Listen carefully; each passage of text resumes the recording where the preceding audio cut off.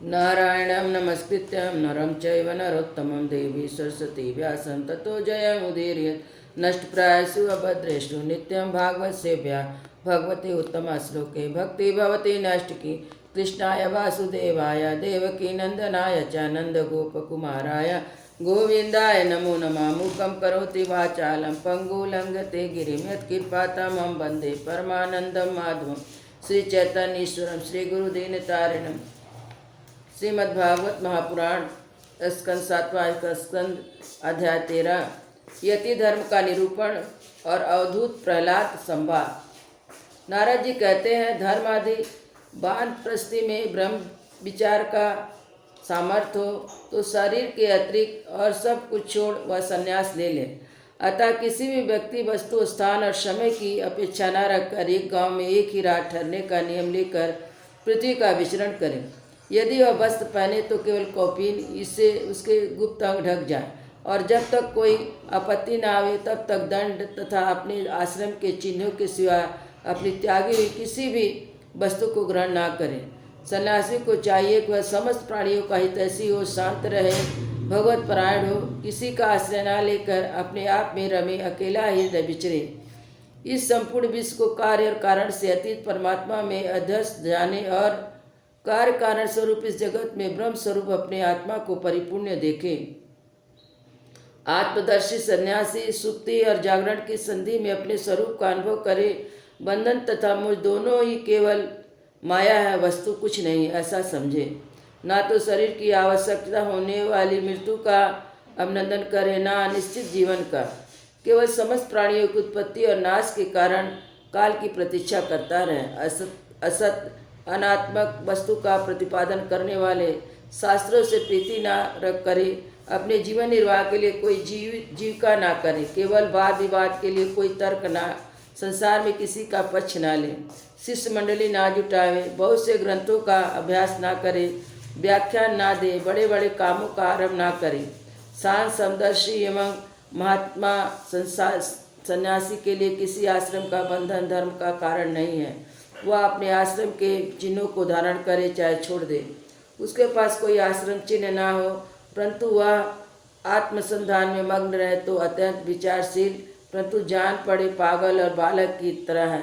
अत्यंत प्रतिभाशील होने पर भी साधारण मनुष्य की दृष्टि में ऐसा जान पड़े मानो कोई गूंगा है। युधिष्ठिर, इस विषय में महात्मा लोग एक प्राचीन इतिहास का वर्णन करते हैं। वह दत्तात्रेय मुनि और भक्तराज प्रहलाद का संवाद। एक बार भगवान के परम प्रेमी प्रहलाद जी कुछ मंत्रियों के साथ लोगों के हृदय की बात जानने की इच्छा से लोकों में विचरण कर रहे थे। उन्होंने देखा कि सह्य पर्वत की तलहटी में कावेरी नदी के तट पर पृथ्वी पर एक मुनि पड़े हुए हैं।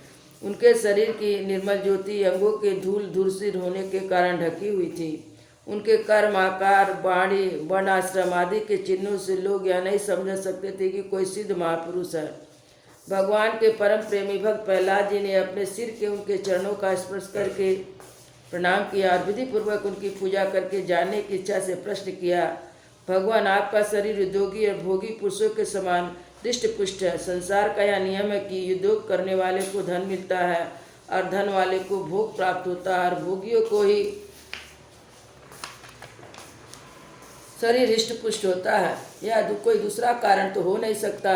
भगवान, आप कोई उद्योग तो करते नहीं हो, पड़े रहते हैं, इसलिए आपके पास धन है ही नहीं, फिर आप भोग कहाँ से प्राप्त होता है? ब्राह्मण देवता, बिना भोग के आपका शरीर इतना हृष्ट पुष्ट कैसे है? यदि हमारे सुनने योग हो तब बस बतलाइए।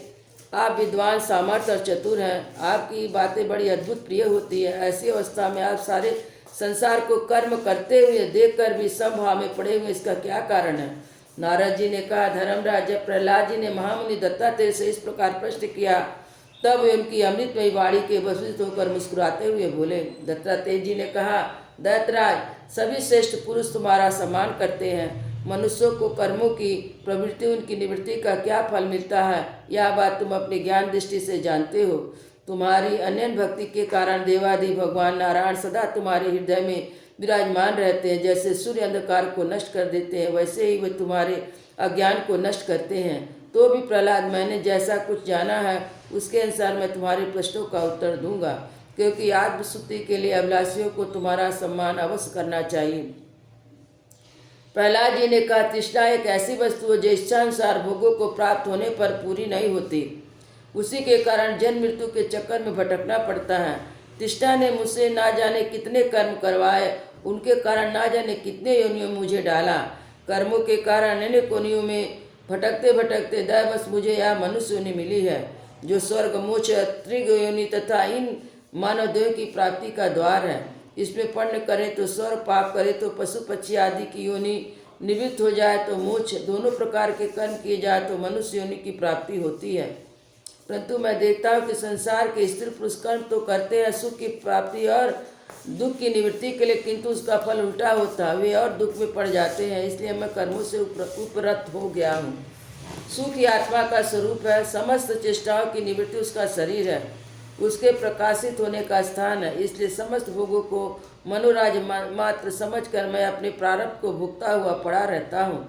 मनुष्य अपने सच्चे स्वार्थ अर्थात वास्तविक सुख को अपने स्वरूप में ही है, भूल कर इस मिथ्या दैत्य को सत्य मानता हुआ अत्यंत भयंकर और विचित्र कर्मों और मृत्युओं से भटकता रहता है। जैसे अज्ञानी मनुष्य जल में उत्पन्न तिनके और सिवार से ढके हुए जल को जल न समझकर जल के लिए मृत तृष्णा की ओर दौड़ता है, वैसे ही अपनी आत्मा से भिन्न भिन्न वस्तुओं से सुख समझने वाला पुरुष आत्मा को छोड़कर विषय की ओर दौड़ता है। प्रहलाद जी, शरीर आदि तो प्रारब्ध के अधीन है। उनके द्वारा जो अपने लिए सुख पाना है, दुख मिटाना चाहता है, वह कभी अपने कार्य में सफल नहीं हो सकता। उसके बार बार किए हुए सारे कर्म व्यर्थ हो जाते हैं। मनुष्य सर्वदा शारीरिक, मानसिक आदि दुखों से आक्रांत ही रहता है।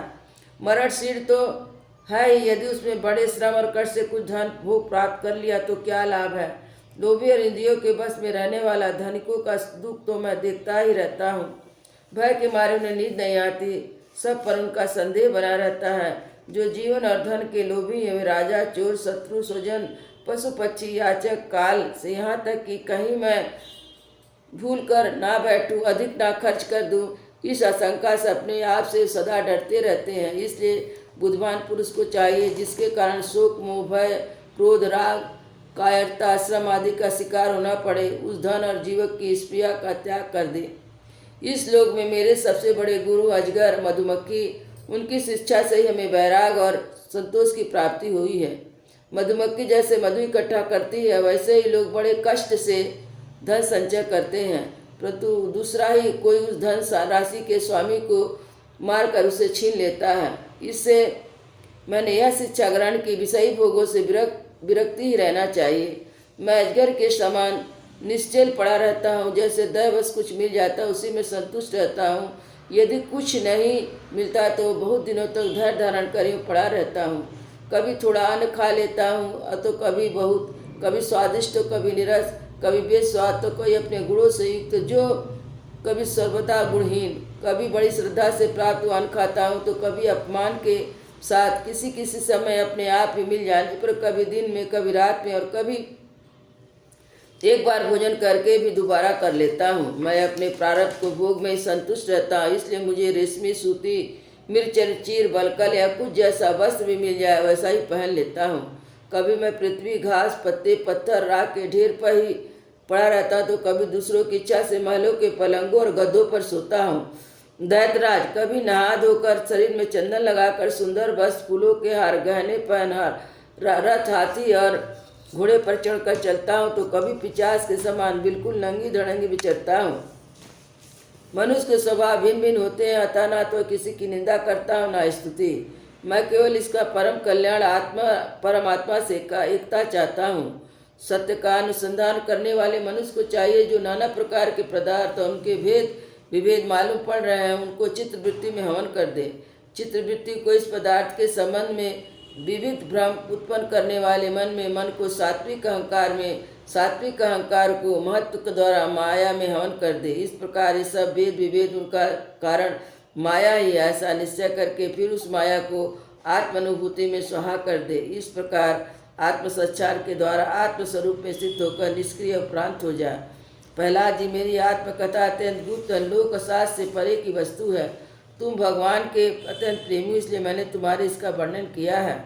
नारद जी कहते, महाराज, प्रहलाद जी ने दत्तात्रेय मुनि से परमहंसों के धर्म का श्रवण करके उनकी पूजा की, फिर उनसे विदा लेकर बड़ी प्रसन्नता से अपनी राजधानी के लिए प्रस्थान किया। वृंदावन बिहारी लाल की।